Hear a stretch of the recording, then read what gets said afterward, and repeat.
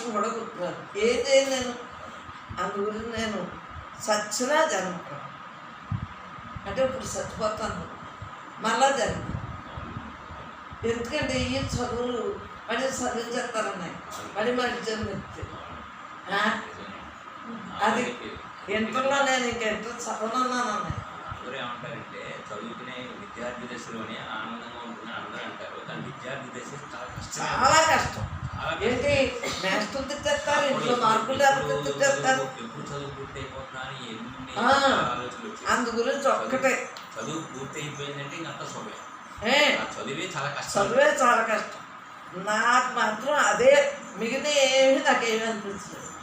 అదొక్కటే మాత్రం, ఈ దేహం నేను కాదు, నేను ఆత్మని. దేహం నేను కాదు, ఆత్మని ఎలా ఉండగలను? దేహంతో చదవాలి కదా. అందుకని నేను మళ్ళీ పుట్టినాను.